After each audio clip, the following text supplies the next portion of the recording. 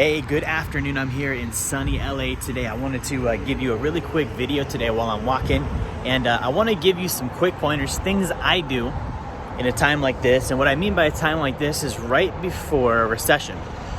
Okay, so I'm not worried about the coronavirus. I'm looking at what's happening right now economically.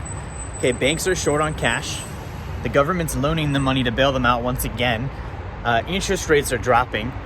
And most asset classes are overinflated, meaning that the price is artificially high and there's no actual financial justification for it. So what we're seeing happen right now is the bubble is starting to deflate, right? So what that looks like for the everyday person like me and you, what does that mean? What that means is right now, our 401ks probably went down, right? Right now, housing probably hasn't been affected yet. That's what they're trying to avoid with these interest rates. So you'll probably see the government lower rates coming up next week. And as we start getting closer into this thing, I want to give you 3 or 4 pointers on things that we can do to start actually prepping for this. So the first thing is you need to make sure that you are increasing your income. Okay, if you're quarantined at home right now, I'm not, but if you are, I would be looking at, man, what do I have in this house right now that I can sell? That I can put online, I can put on Craigslist, I can put on a store, I can, maybe sell to a neighbor, that I can just get some instant cash, right? So I would be looking at that. The next thing I'd be looking at is, where am I spending money that I don't need to be spending, that's not producing for me? So I would rate all my expenses on a 1 to 5 scale. 1s are dumb, right? So if I'm spending a 1, it means that it's a dumb expense and I'm going to cut that expense. If I'm spending on a 2, if I rate it as a 2, it means it's bad timing. I don't need it right now. I'm going to get rid of that as well. Okay, my 3s are maybes. I'm probably going to get rid of those too.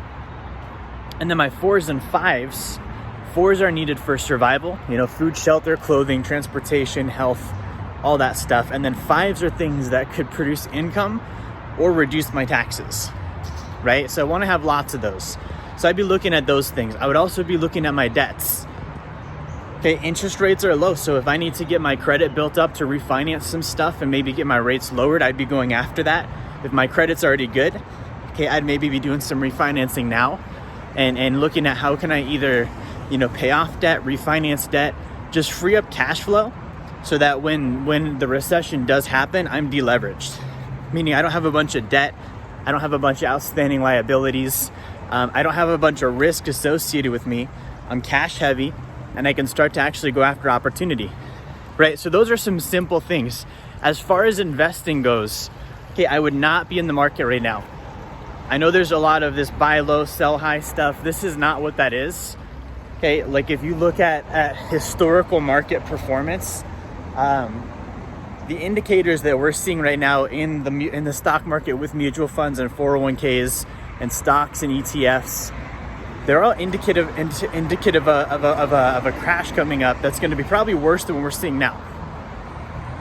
Okay, what that means is that we might see a rally and then it's probably going to drop again. So I wouldn't be looking at that. I wouldn't be speculating in it. I wouldn't be buying things on sale.